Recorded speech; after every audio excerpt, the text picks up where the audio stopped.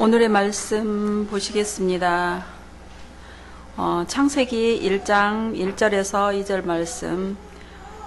태초에 하나님이 천지를 창조하시니라. 땅이 혼돈하고 공허하며 흑암이 깊음 위에 있고 하나님의 영은 수면 위에 운행하시니라. 아멘. 목사님 나오셔서 말씀 강론해 주시겠습니다. 지난 시간까지 창세기에 기록된 배경과 기록 목적에 대해서 우리가 2주 동안 살펴보았습니다. 오늘부터 드디어 이 본문의 의미가 무엇인지 본문 내용의 강론으로 들어가도록 하겠습니다. 창세기는 하나님께서 창세 전에 계획하신 그 하나님의 목적, 하나님의 계획, 즉 하나님의 나라의 완성을 위해서 당신의 백성을 계속해서 구속해 가시는 이 구속의 역사를 기록한 그런 책입니다. 그래서 우리가 창세기를 바르게 이해하고 해석하기 위해서는 1장 첫 절에서부터 일관되게 이 구속 역사의 관점으로 본문을 읽고 해석해 나가야 할 것입니다. 복음서 말씀을 강의할 때 제가 본문을 바르게 이해하려면 이 원전 문맥과 근전 문맥에 관한 이 문맥적 지식이 매우 중요하다라고 말씀을 드렸죠. 우리가 이 창세기 말씀을 들으면서도 똑같이 우리가 이 말씀을 바르게 이해하려면 문맥적 지식이 필요합니다. 성경 전체에 나타나 있는 이 구속사적 맥락과 창세기 자체에 있는 그 문맥을 따라서 이 말씀을 읽게 되면 우리가 이 본문에 다른 얘기를 갖다 덧붙이지 않아도 본문에서 하나님이 우리에게 주시고자 하는 말씀, 이 첫 독자인 이스라엘에게 전하고 싶어 하시는 그 말씀의 메시지가 무엇인지를 우리가 잘 깨달을 수가 있게 될 것입니다. 그래서 여러분, 창세기의 기록 목적과 이 문맥적 지식, 구원의 역사의 전체적인 이 맥락에서 이 본문이 무엇을 의미하는지를 여러분들이 염두에 두면서 함께 이 말씀을 이제부터 살펴보겠습니다. 1절에 태초에 하나님이 천지를 창조하시니라는 이 장엄한 선포 속에는 어떤 뜻이 담겨 있을까? 우리 성도들이 창세기를 참 많이 읽고 읽었지만 창세기에 담겨져 있는 그 의미를 잘 알지 못해서 답답해 하시는 분들이 참 많이 있는 것을 보았습니다. 그 이유가 뭘까라는 생각을 제가 해보았습니다. 그랬더니 많은 분들이 이 말씀의 그 문자적인 내용은 알 수 있는데 이것이 바로 하나님의 이 구원 역사에서 가지고 있는 이 말씀의 어떠한 맥락을 떠나서 이걸 탈문맥화라고 하는데 그래서 이 자체에 전혀 다른 관점으로 말씀을 이해하려고 하니까 어려움이 많다라는 거죠. 그래서 여러분, 이 태초에 하나님이 천지를 창조하시니라고 하는 이 놀라운 선포 속에 담겨져 있는 하나님의 뜻이 무엇인지를 이제 정확히 같이 좀 배웠으면 좋겠습니다. 이 선포 속에는 어떤 목적이 있어요. 근데 그 목적을 우리가 깨닫게 되면 이 말씀의 의미를 바르게 알 수 있습니다.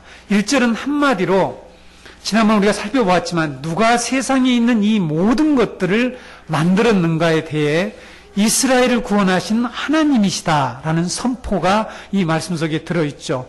좀 더 구체적으로 말씀드리면 하나님께서는 우주에 존재하는 그 어느 것보다, 이 세상에 존재하는 그 어느 것보다도 먼저 존재하신 분이다라는 의미가 이 말씀 속에 담겨져 있습니다.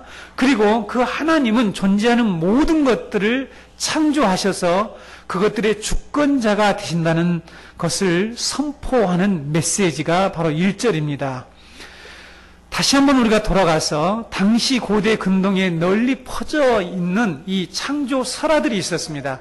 당시 그들이 살고 있었던 시대에는 창조 설화가 널리 퍼져 있었는데 에누마 엘리시, 길가메시, 그 다음에 아트라 하시스라고 하는 이런 창조 설화들이 널리 퍼져 있습니다. 제가 이 내용들을 여러분에게 여기 있는 설화들의 내용을 굳이 다 말씀드릴 필요는 없죠. 이 설화들에 의해서 세상의 이 설화들의 내용들 속에는 이 세상의 모든 피조물들, 이 세상이 기원하게 된 그런 기원에 대한 내용, 그 다음에 인간이 왜 만들어졌는지에 대한 내용, 이런 내용들이 이 속에 들어 있습니다.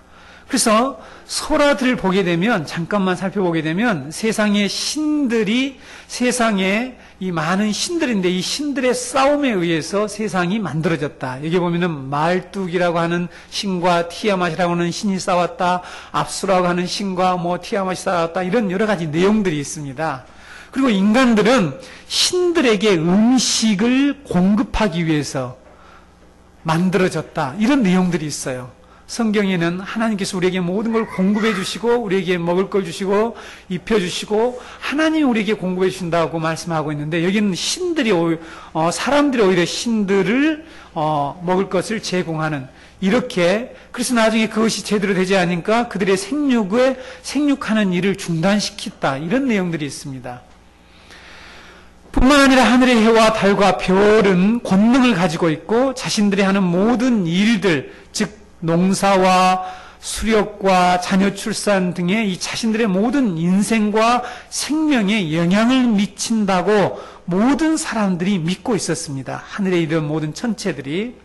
왕들은 이러한 설화들을 이용해서 자기의 이 권자를 보호하고 지켜나가는 이런 때에 하나님이 우주 만물을 권능의 말씀으로 창조하셨다는 이 메시지를 들었을 때에 이스라엘 백성들의 마음이 어떠했을까라는 것을 우리가 좀 생각해 보았으면 좋겠습니다.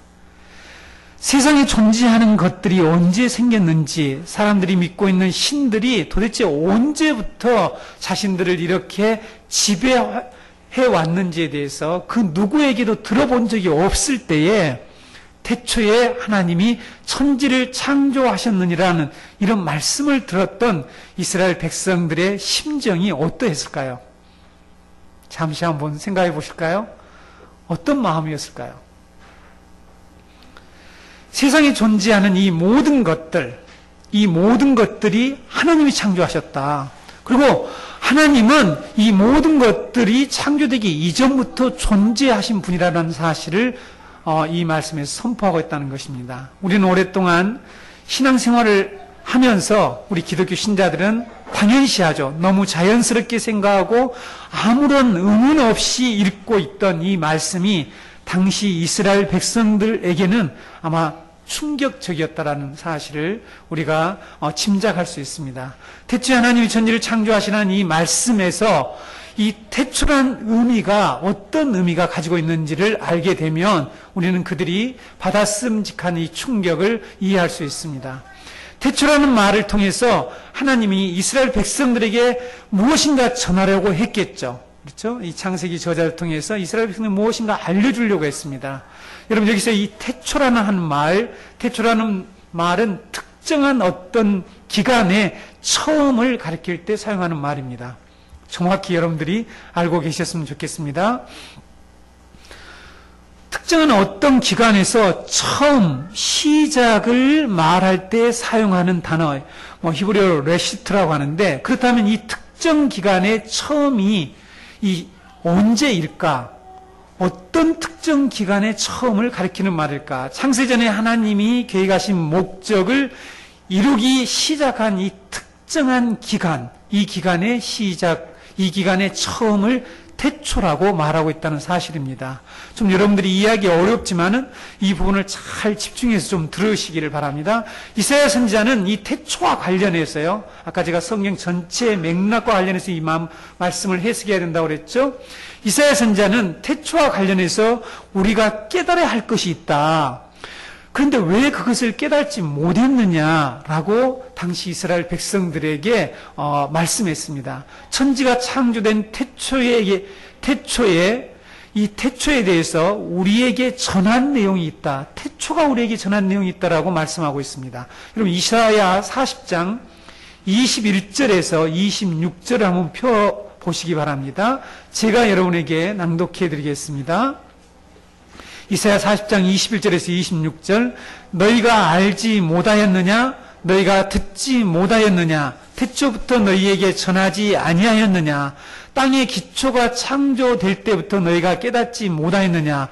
그는 땅 위 궁창에 앉으시나니 땅에 사는 사람들은 메뚜기 같으니라. 그가 하늘을 차일같이 펴셨으며 거주할 천막같이 치셨고 귀인들을 패하시며 세상의 사사들을 헛되게 하시나니 그들은 겨우 심기고 겨우 뿌려졌으며 그 줄기가 겨우 땅에 뿌리를 박자 곧 하나님이 입김을 부시니 그들은 말라 해오리 바람에 불려가는 촉에 같도다. 거룩하신 이가 이르시되 그런즉 너희가 나를 누구에게 비교하여 나를 그와 동등하게 하겠느냐 하시니라.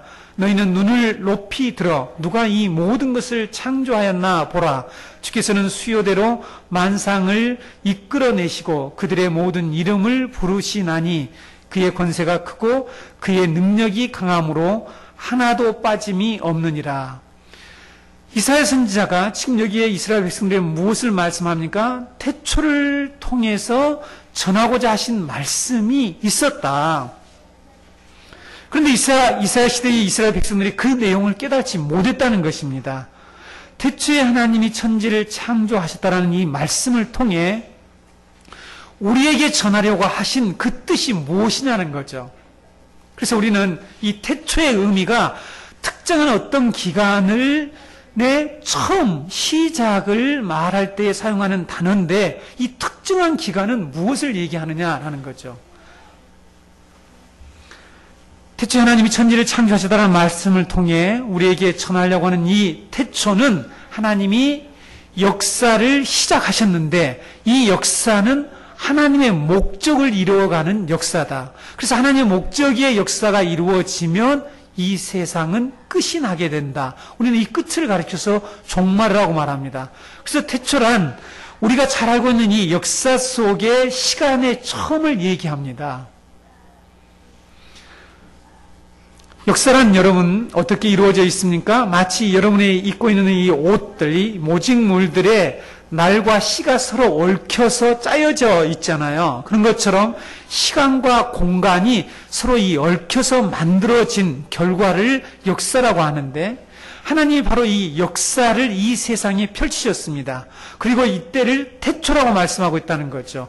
이 세상의 시간과 공간을 창조하시고 바로 이 세상에서 어떤 목적을 이루어가는 특정한 기간을 두셨는데 이 기간의 처음이 태초라 이렇게 말씀하고 있다는 것입니다. 그래서 여러분 이 특정한 기간은 하나님의 계획, 창세전에 하나님이 계획하시고 목적하신 그것을 이루는 이 기간을 태초라고 말씀하고 있습니다. 물론 여러분 이런 내용이 본문 1절에 다 설명되어 있지는 않습니다. 그러나 앞에서 제가 말씀드린 것처럼 성경 전체의 맥락, 다른 성경에서 이런 말씀에 담겨진, 이 말씀 속에 담겨진 의미를 우리가 발견할 수 있습니다. 분명하게 알 수 있는 이 한 가지 사실만 여러분들이 기억하셔야 합니다. 태초는 시작과 처음을 가리키는 말이다. 그런데 이 태초는 그냥 시작이 아니라 목적을 가지고 있는 어떤 시간을 가리켜주는 처음이다라는 의미입니다. 하나님께서 여러분 성경에 보게 되면 자신을 어떻게 소개하냐면 자신을 처음이요 마지막이라, 처음이요 나중이라, 알파와 오메가라 이런 말씀으로 자신을 소개하는 내용을 우리가 볼 수가 있습니다. 여러분 이사야 48장 12절에 13절을 보시게 되면 야곱아 내가 부른 이스라엘아 내게 들으라 나는 그니 나는 처음이요 또 나는 마지막이라. 과연 내 손이 땅의 기초를 정하였고 내 오른손이 하늘을 폈나니 내가 그들을 부르면 그것들이 일제히 서느니라. 이런 말씀이 있습니다. 하나님은 당신의 이 창조와 관련해서, 이 창조사역과 관련해서 자신을 처음이요 마지막이라고 말씀하고 있죠. 이사야 44장 6절 한 절 더 보시겠습니다. 하나님이 이스라엘의 구원자로 자신을 소개하면서 나는 처음과 마지막이라고 말씀하고 있습니다. 이사야 44장 6절 이스라엘 왕인 여호와 이스라엘의 구원자인 만군의 여호와가 이같이 말하노라. 나는 처음이요 나는 마지막이라. 나 외에 다른 신이 없느니라. 여러분 이 말씀을 여러분들이 많이 들었죠? 왜 하나님은 자신을 천지를 만드신 창조주다 그리고 이스라엘의 구원자라고만 말씀하지 아니하시고 처음이요 마지막이라고 이렇게 말씀하실까요? 그리고 나 외에 다른 신이 없다라고 강조하시고 하실까요? 이스라엘 이 백성들에게 왜 하나님이 자꾸만 나는 처음이요 마지막이다 이런 말씀을 하시냐는 거죠. 왜 그럴까요? 어떤 특정 기관을 이 하나님이 주관하신다. 어떤 특정한 목적을 가지고 나는 지금 이 처음과 마지막에 서서 이 일들의 주권자라서 행사하신다라는 것을 계속해서 말씀하신 거예요. 그것이 창조와 관련해서, 그것이 구원과 관련해서 나는 어떤 특정 기관을 지금 이끌어가는 역사의 주관자다라는 이 사실을 지금 전하고 있다는 거죠. 이스라엘 백성들의 마음속에, 그래서 우리가 이스라엘 백성들의 상태를 돌아가 봅시다. 이스라엘 지금 백성들의 마음속에 끊임없이 그들의 생각을 지배하고 있고, 그들이 이 역사를 보게 하고, 이 역사에 대해서 이해하고 하게 만드는 어떤 내용이 있단 말이죠. 그들의 마음속에 끈질기게 어떤 것들이 그들을 이끌어가고 있단 말이죠. 그게 뭘까요? 이 창조설에 나타난 자신들이 신이라고 주장하고 자신들이 세상의 역사를 지배하고 자신들이 사람들의 생명과 인생에 영향을 미친다고 주장하는 이 애국과 바벨론의 신들에 대해 하나님께서는 역사는 내가 창조했고 내가 어떤 목적을 이루기 위해서 이 역사를 이끌어가고 있다라는 이 사실을 이스라엘 백성들에게 가르쳐 주려고 하셨다는 것입니다. 그래서 유일하신 여호와 하나님을 믿고 하나님의 목적인 하나님의 이 계획인 하나님의 나라를 소망하며 순종하며 살기를 원해서 하나님께서는 태초에 하나님이 천지를 창조하시니라 라는 이 말씀을 하신 것입니다. 이 장엄한 선포에는 하나님의 목적을 이루는 특정한 시간이 있다라는 사실을 그들에게 가르쳐주고 있는 것입니다. 하나님은 그 목적을 이루기 위해서 또한 이 천지를 창조하셨다라고 말씀하고 있습니다. 그러므로 태초는 하나님의 창조의 목적과 관련된 시간을 가리킬 때 쓰는 그런 말이라는 사실을 여러분들이 기억했으면 좋겠습니다. 근데 여러분, 성경은 또 이런 말씀을 하고 있죠. 태초 이전, 즉 창세전에 어떤 일이 있었다라고 말씀하고 있습니다. 요한복음 17장 5절 말씀을 보게 되면 예수님께서 마지막에 이제 대제사장으로서의 중보기도를 기르게 하는 내용이 나오죠. 마지막 이걸 대제사장 기도라고 하는데, 아버지여, 창세전에 내가 아버지와 함께 가졌던 영화로서 지금도 아버지와 함께 나를 영화롭게 하옵소서. 창세전에 예수님이 아버지와 함께 가졌던 그 영화, 그걸 지금 함께 아버지와 함께 나를 영화롭게 해달라라는 이런 기도를 하게 됩니다. 여러분, 하나님의 이 구원의 이 역사의 기관, 이 특정한 기관에 하나님께서 어떤 목적을 이루시려고 하는데 그것이 무엇입니까? 그것이 바로 이 세상에 당신의 영광, 삼일째 하나님의 영광을 선포하고 드러내는 거죠. 그리고 그 영화를 다시 회복시키는 그러한 일을 하시는 것이 하나님의 목적입니다. 예수님이 바로 이 창세 전에 계획되었던 이 목적을 이루시는 그 태초에부터 시작된 그 시점, 그 기간 안에 오셔서 바로 이 영화를 회복시켜 달라고 지금 기도하고 있는 것입니다. 그럼 태초 이전에 성경에 나온 창세 전에 또 어떤 일이 일어났습니까? 우리와 관련해서 매우 중요한 일이 일어났죠. 에베소 4장 4절에서 5절 말씀 보게 되면 그 창세 전에 그리스도 안에서 우리를 택하사 우리로 사랑 안에서 그 앞에 거룩하고 흠이 없게 하시려고 그 기쁘신 뜻대로 우리를 예정하사 예수 그리스도로 말미암아 자기의 아들들이 되게 하셨으니 라는 말씀이 있죠. 창세 전에, 바로 이 태초 이전에 그리스도 안에서 우리를 택하시는 일을 하셨대요. 이것이 하나님이 바로 태초 이전에 세우신 하나님의 계획이었고, 이 태초 이후부터는 바로 이 계획을 실행하시는 그 기간이라는 사실입니다. 이것이 바로 이 특정 기간이라는 것을 여러분들이 특정 기간에 처음 태초라는 말을 기억하셨으면 좋겠습니다. 창세전에 계획하셨던 하나님의 뜻을 이루기 위한 이 시작, 이 시작과 함께 하나님께서는 창조하셨는데 이 창조에 어떤 문제가 생기기 시작했습니다. 그래서 여러분 1절 말씀은 이방 신들을 대적하고 당시의 창조 설화들에 반박하기 위한 이런 어떤 부정적인 목적도 있었지만 대적하고 반박하고 그들이 신이 아니라는 것을 증거하는 목적도 있었지만 또 한 면으로는 하나님의 백성들에게 새 이스라엘인 우리에게 하나님의 이 놀라운 창세전의 계획을 전해주고자 하는 그 계획이 드디어 이제 시행되고 있다고 하는 사실을 선포하시기 위해서 우리에게 깨닫게 하도록 하기 위해서 1절 말씀이 기록되어 있다는 것을 여러분들이 기억하시기 바랍니다. 2절 말씀을 이제 우리가 살펴보겠습니다. 땅이 혼돈하고 공허하며 흑암이 깊음 위에 있고 하나님의 영은 수면에 운행하시니라. 그러면 2절 말씀은 과연 무엇을 말씀하시는 것일까? 여러분 머릿속에서 계속해서 어떤 관점으로 보라고 말씀드렸죠? 이 말씀을 1절과 2절이 계속해서 연관되어 있다고 보는 많은 사람들이 있는데 하나님이 창조하신 하늘과 땅이 아직 질서와 조화를 이루고 있지 않는 물리적인 상태를 설명하려고 했다라고 생각하는 분들이 많이 있습니다. 과연 그럴까요?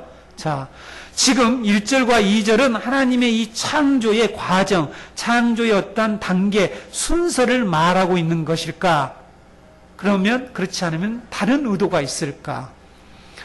창세기 저자는 1절에서 하나님이 목적을 가지시고 우주 만물을 창조하신 창조주이심을 선포합니다.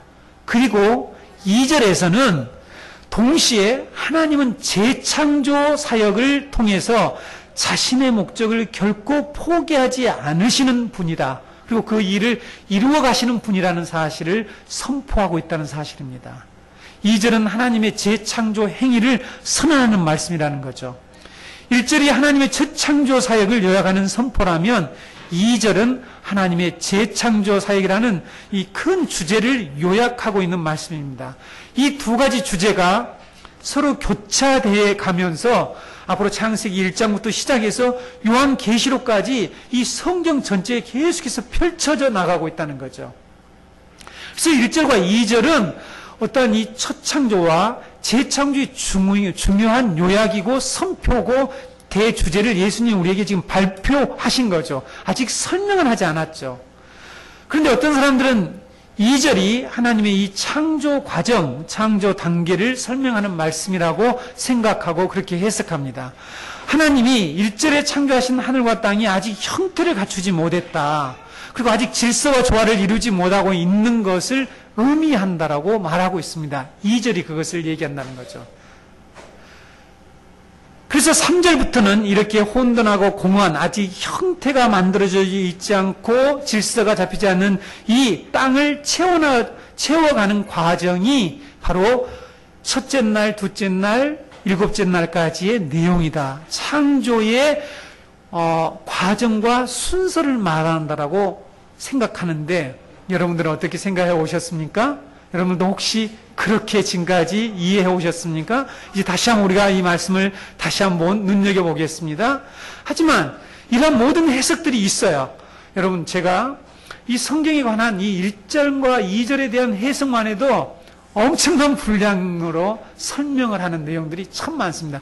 1장에 대한 연구를 한 책을 가지고 설명하는 분이 있을 만큼 매우 중요한 내용들이 있습니다만은 과연 그렇다면 우리가 성경이 하나님의 구속의 역사를 기록한 책이고 창세기가 그렇다면 우리는 이 말씀을 어떻게 이해해야 될 것인가? 하나님은 창세기 1장 2절에 나온 이 혼돈이 있는 세상을 이 세상을 혼돈이 있는 세상으로 처음에 그렇게 창조하지 않았다라고 이사야 선지자가 분명히 말씀하고 있다는 사실입니다. 이사야 45장 17절에서 18절 보게 되면 이스라엘은 여호와께 구원을 받아 영원한 구원을 얻으리니 너희가 영원히 부끄러움을 당하거나 욕을 받지 아니하리로다. 대저 여호와께서 이같이 말씀하시되 하늘을 창조하시니 그는 하나님이시니 그가 땅을 지으시고 그것을 만드셨으며 그것을 견고하게 하시되 혼돈하게 창조하지 아니하시고 사람이 거주하게 그것을 지으셨으니 나는 여호와라 나 외에 다른 이가 없느니라. 하나님은 처음부터 하늘과 땅을 혼돈하게 창조하지 않으셨대요. 사람이 거주할 수 있는 질서 있고 아름답고 조화로운 땅으로 창조하고 견고히 세우셨대요. 그래서 2절의 말씀은 1절에서 계속되는 이야기가 아니고 2절 자체로 독립된 완전한 다른 주제의 어떤 사건, 어떤 내용을 지금 말하고 있는 말씀이라는 거죠. 2절은 땅이라는 이 새로운 주제, 회복이라고 하는 1절과 전혀 다른 주제의 말씀을 하고 있다는 사실입니다. 여러분, 땅의 회복, 이 땅이라고 하는 주제, 땅의 회복이라고 하는 이 주제는 1장의 나머지 부분뿐만 아니라 성경 전체에서 중요한 대명제가 되는 말씀이라는 사실입니다. 주제입니다. 성경 전체는 서두에서 말씀드린 바와 같이 첫 창조에서 시작해서 재창조에 대한 하나님의 구원의 역사를 기록하고 있기 때문에 다시 한번 여러분 기억하셔야 합니다. 앞으로 여러분들이 여러 곳에서 이런 말씀을 창세기를 들을 수 있습니다. 저도 이 말씀을 진리를 선포해야 되기 때문에 바른 말씀을 선포해야 되기 때문에 다른 그런 해석이 옳은 것인지 그런지 않은지 먼저 이 목사가 설교자가 철저히 지금 점검을 하고 나왔습니다. 그래서 우리는 이 말씀을 철저히 처음부터 이 구속의 관점으로 구속 역사의 관점으로 이 말씀을 이해하고 해석해야 된다는 것을 다시 한번 강조합니다. 강조했죠? 창세기 저자는 애굽에서 구원받은 이스라엘 백성들에게 그리고 그리스도 안에서 구원받은 새 이스라엘 우리에게 전하고자 하는 바로 이 두 가지 주제, 첫 창조의 목적이 있었다. 그리고 그 목적을 하나님이 결코 포기하지 아니하시고 재창조의 사역을 하실 것이다. 이 재창조의 비전, 소망을 전하기 위해서 창세기를 기록했습니다. 여러분, 2절의 상황은 분명히 부정적인 상황을 묘사하고 있죠. 그렇죠? 근데 이것이 창조의 과정이라고 생각하고 해석하는 것은 분명히 잘못된 것이죠. 2절을 하나님의 창조하신 세계가 아직 다듬어지지 않았다, 형통화되지 않는 것을 말한다, 천지창조의 중간 과정이다 라고 말하는 것은 성경 전체의 맥락과 분명히 맞지 않습니다. 이제 여기서 공허하다라는 말이 있잖아요. 혼돈하고 공허하다라는 이 말은 성경에 오직 2번 등장합니다. 예레미야 4장 23절과 이사야 34장 12절에 나오는데 모두 무엇과 관련돼서 이 혼돈, 공허를 사용하는지를 우리가 살펴보겠습니다. 예레미야 4장 23절 보게 되면 보라, 내가 땅을 본즉 혼돈하고 공허하며 하늘에는 빛이 없으며 이렇게 기록하고 있습니다. 여러분, 이 말씀의 배경이 무엇입니까? 예레미야 선지자가 지금 이스라엘 백성들이 이스라엘에 어떤 일이 벌어졌습니까? 이스라엘이 끊임없이 하나님의 계명을 어기고 계속해서 불순종하고 우상을 섬기다가 어떤 일이 벌어졌습니까? 바벨론의 느부갓네살의 이 군대가 예루살렘을 침략했죠. 이스라엘을 침략해서 유다와 예루살렘이 완전히 황폐화된 그런 상황입니다. 그 상태를 지금 어떻게 묘사하고 있습니까? 바로 창세기 1장 2절에 나오는 혼돈하고 공허한 상태라고 말씀하고 있다는 것입니다. 여기에 사용한 이 혼돈과 공허, 히브리어로 토바보우라고 하는데 토보우입니다. 라고 하는 이 단어인데 이 동일한 단어가 여기서 사용되고 있다는 사실이죠. 두 번째, 이사야 34장 11절에 보게 되면 당아새와 고슴도치가 그 땅을 차지하며 부엉이와 까마귀가 거기에 살 것이라. 여호와께서 그 위에 혼란의 줄과 공허의 추를 들이우실 것인즉. 여러분, 이 말씀은 열국을 하나님이 심판하시겠다라는 심판과 관련된 말씀입니다. 하나님의 심판의 결과 이 온 세상이 혼란과 공허가 땅을 덮을 것이라고 이사야 선지자가 말씀하고 있죠. 그래서 여러분, 2절의 이 혼돈과 공허는 분명히 하나님의 어떤 심판과 관련되어 있습니다. 죄악과 관련되어 있다는 거죠. 그래서 2절의 혼돈과 공허는 하나님의 재창조의 사역, 하나님의 구원을 필요로 하는 세상의 상태를 묘사하고 있다는 것을 우리는 알 수가 있습니다.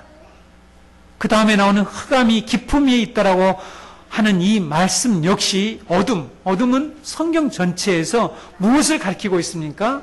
여러분, 성경 전체의 맥락에서 사망을 가리키고 있죠. 악을 상징하는 표현입니다. 성경에서 흑암은 언제나 재앙, 악한 대적, 악인, 죽음, 여호와의 심판날, 환난과 항상 함께 병행해서 기록되어 있다는 사실을 우리가 알 수가 있습니다. 그러므로 흑암 역시 하나님의 심판과 관련된 매우 부정적인 상황을 가리킬 때 사용하는 말이라는 것을 알 수가 있죠. 그래서 2절의 땅의 상황인 혼돈과 공허와 흑암은 성경 전체의 맥락으로 볼 때 결코 하나님의 창조 과정이 아니다라고 할 수가 있겠죠. 그렇다면 창세기 저자가 이 2절을 통하여서 우리에게 전하고자 하는 메시지는 무엇일까 하는 거죠. 1절 나온 첫 창조의 세계가 하나님의 구원, 하나님의 재창조 행위를 절실히 필요한다라고 하는 것을 먼저 우리에게 알려주고 있습니다. 그렇죠?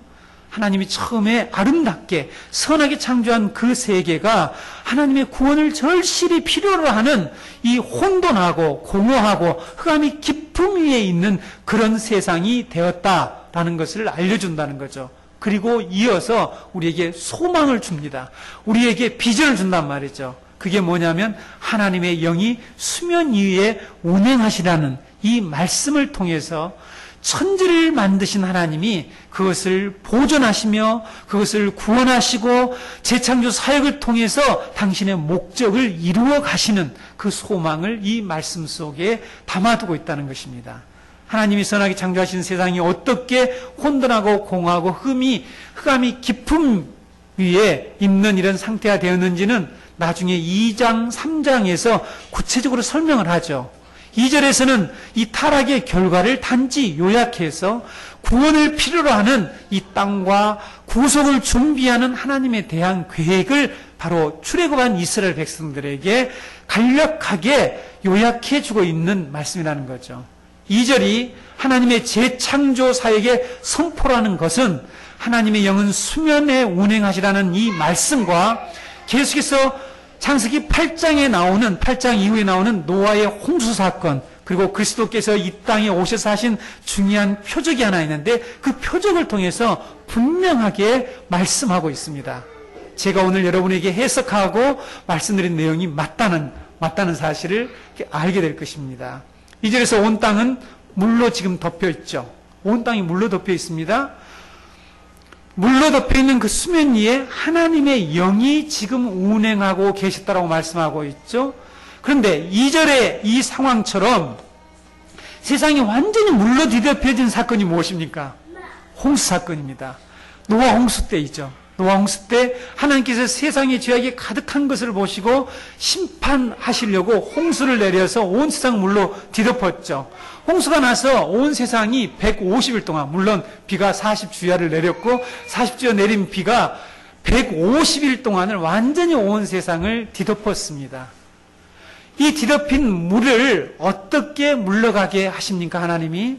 네, 나중에 자세히 그때 살펴보겠지만 창세기 8장 1절에 보게 되면 하나님이 노아와 그와 함께 방주에 있는 모든 들짐승과 가축을 기억하사 하나님이 바람을 땅 위에 불게 하심에 물이 줄어들었고, 하나님이 노아를 기억했대요. 이 기억했다는 게 항상 중요해요.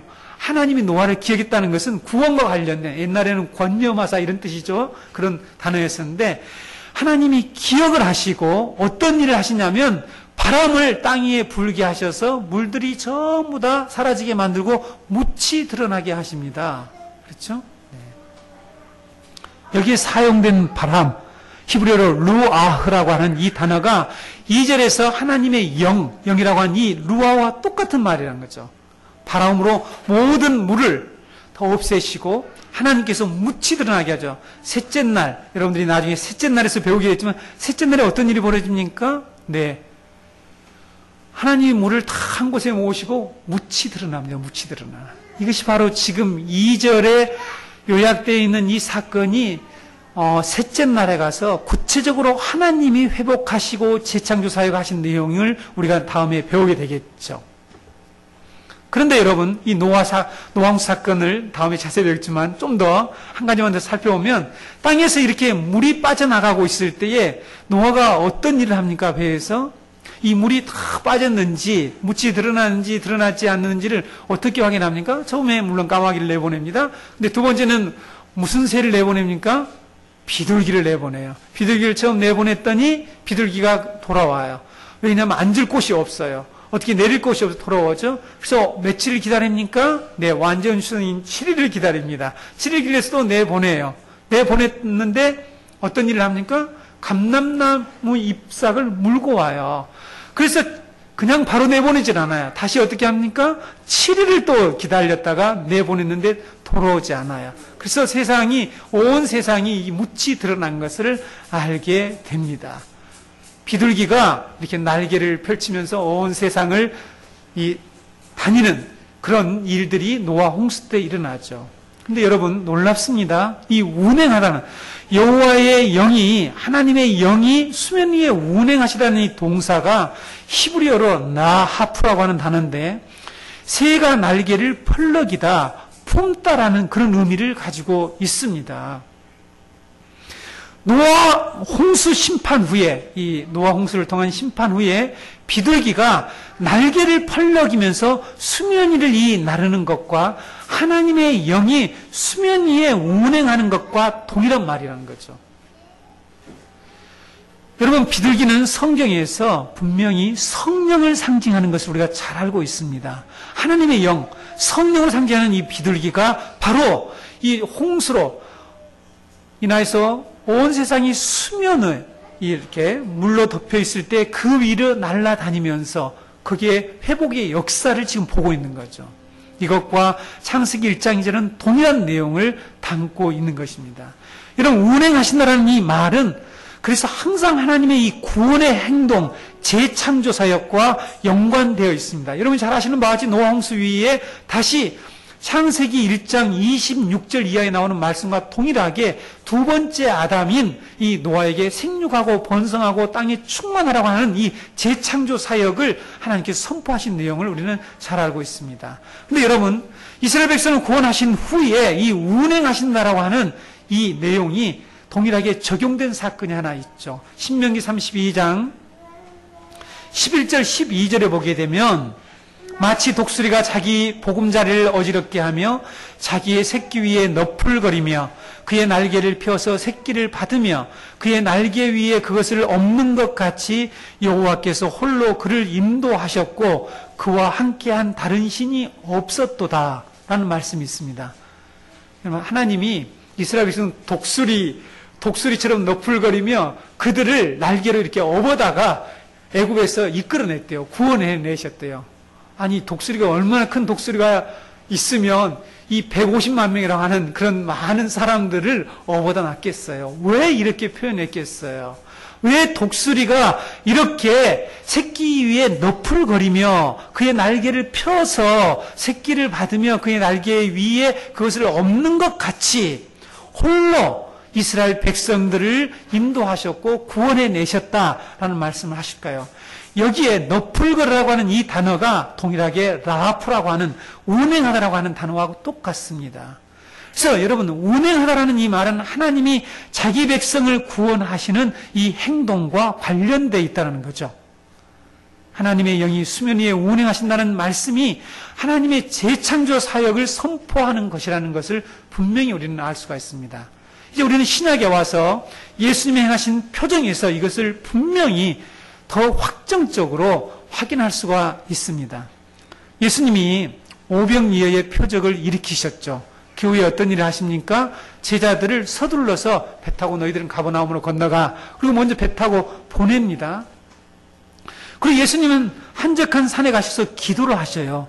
기도를 하시는데 그때가 언제쯤이냐면 밤 4경, 이것이 새벽 3시부터 6시죠. 밤 상경은 12시부터 밤 12시부터 3시까지가 밤 상경이고 사경은 3시부터 아침 6시까지를 사경이라고 하는데 이 밤 사경쯤에 제자들이 이 바람이 거슬려서 바람이 한번 불었던 것 같아요. 그래서 힘겹게 이 고통스럽게 노를 저어가는 그런 광경을 보시고 예수님이 어떻게 하십니까? 물 위로 걸어가십니다. 물 위로 걸어가셨더니 제자들이 보고 어떤 반응을 했습니까? 어떤 소리를 질렀어요? 귀신이다, 이래요. 유령이다, 이렇게 한 거죠. 유령이다, 이렇게 소리를 지르면서 두려워서 덜덜 떨었습니다. 그때 예수님이 내니 두려워 말고 안심하라 라는 이런 사건이 마태복음 14장 27절 이하에 기록되어 있죠. 이것은 마가복음 6장과 요한복음 6장에도 다 기록되어 있습니다. 세 개 복음서가 다 기록되어 있어요. 예수님이 오병이의 표적을 보여주신 후에서 이렇게 기도하시면서 내가 오늘은 물 위로 걸어가는 기적을 한번 보여줘야 되겠다. 그래서 제자들한테 깜짝 놀라게 해야 되겠다.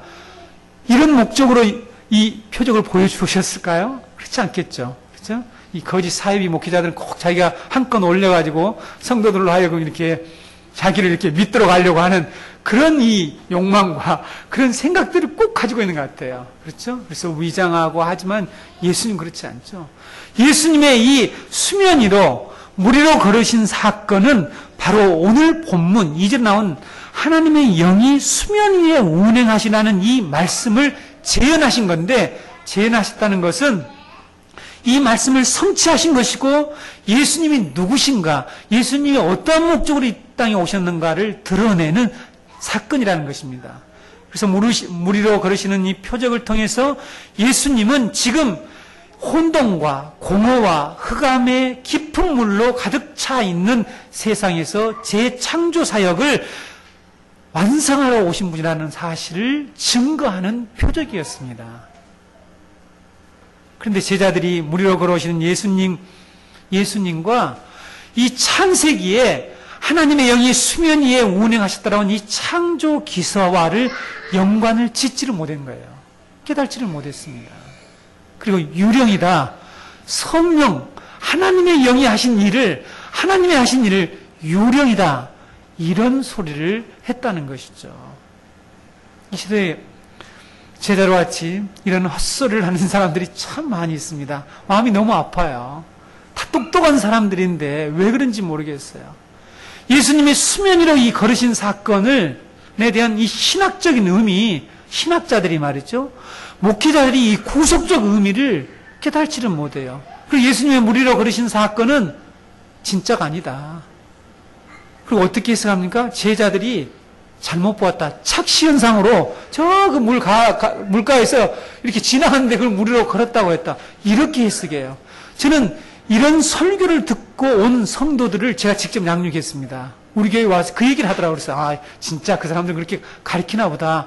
누가 이 말을 했는지 압니다. 스코틀랜드의 모 목사가 이런 해석을 했더니 그 해석을 그대로 어떤 사람들이 받아들였냐면, 이성이 모든 것을 판단하는 기준이라고 생각하는 이 인본주의 사상에 물든, 그래서 이성으로 동의되지 않으면 성경의 어떠한 사건과 역사도 변형하거나 왜곡시켜서 이해하려고 하는 이 자유주의 신학자들과 목회자들이 이런 어리석고 무지하고 무식한 얘기들을 하고 있습니다. 여러분들 중에 아직도 이 성경에 이 하나님의 구속의 역사, 정확하고 전혀 오류 없는 이 말씀을 이해하지 못하고 성경에 나타난 기적들을 볼 때 이해가 안 되네. 이런 일이 일어날 수 있을까? 그래서 자기 이성이라고 하는 조그만 그릇으로 이걸 담지 못합니다. 제가 기독교 세계관 강의를 할 때에 어떤 그림을 보여줘요. 낚시질을 하는 두 사람의 그림을 보여줘요. 근데 한 사람이, 옆에 사람이 큰 고기를 잡을 때마다 넣어줘요. 놔줘버려요. 그리고 작은 고기만 꼭 담아가는 거예요. 근데 낚시꾼들의 여러분 심리를 아시잖아요. 큰 고기를 잡아가서 가져가고 또 아내에게 칭찬도 받고 싶고 이렇게 생색도 내고 싶은데 왜 큰 고기를 자꾸 놔줄까? 옆에서 낚시하는 사람이 아무리 생각도 이상해서 물어봤어요. 아저씨 왜 그래요? 이렇게 물었더니 그 아저씨가 우리 집에는 이렇게 큰 고기를 넣을 만한 후라이팬이 없어서 나는 이 고기를 다 버려지고 후라이팬 속에 들어갈 만한 그러한 고기만 잡아서 간다. 이 말이 뭐냐면 이것이 바로 이제 비유예요. 이 시대 많은 사람들이 자신의 이 조그만한 이 한계가 있고 이 무식하고 이 적은 이성이라고 하는 이 그릇 속에 들어오는 말씀만 받아들이려고 하는 이 자유주의자들, 자유주의 신학자들과 목회자들, 우리 주위에 아직까지도 이런 생각을 가지고 있는 많은 신자들이 있습니다. 예수님이 수면 위로 걸으신 사건, 오늘 본문에 기록된 하나님의 영이 수면에 운행하시라는 이 하나님의 이 재창조의 선포가 성취되고 있음을 표적으로 보여준 사건이라는 것을 우리가 볼 때에 창세기 1장 2절의 말씀은 분명히 재창조 사역을 선포하시는 말씀이다 라고 우리가 알아야 합니다. 창세기 1장은 이렇게 혼돈과 공허와 흑암으로 덮여있던 자신의 피조 세계를 새롭게 만드시고 구원하시는 하나님의 구속 행위를 계속해서 이렇게 전개해 나가고 있는 그런 내용들입니다. 창조 기사에는 우리를 복음으로 인도하는 놀라운 진리가 담겨져 있다는 것이죠. 성도 여러분, 이제 여러분들이 이렇게 구속의 관점으로 새로운 눈을 가지고 이 창세기를 읽어 가셔야 합니다. 왜 이렇게 순서가 뒤틀렸는가 하는 거 지난번에 잠깐 언급했죠? 그것은요, 창조의 순서를 얘기하려고 말한 하나님의 의도가 전혀 없다는 것입니다. 바로 2절 이하에 이런 이 혼돈한 세상에 하나님이 어떻게 이 혼돈과 공허와 흑암을 모두 이 세상에서 물리치시고 하나님의 영광스러운 계획을 실행해 나가시는지를 보여주고자 하는 내용이 있습니다. 그래서 다음 주에는 어떻게 혼돈과 공허와 흑암이 하나님의 재창조 사역에 의해서 물러가는지, 어떻게 하나님이 우리를 구원해 가시는지에 대해서 첫째 날부터 일곱째 날까지의 내용을 자세히 살펴보면서 창세기에 나타난 놀라운 하나님의 복음을 통해서 은혜를 받는 시간을 갖도록 하겠습니다. 함께 우리 기도하시겠습니다.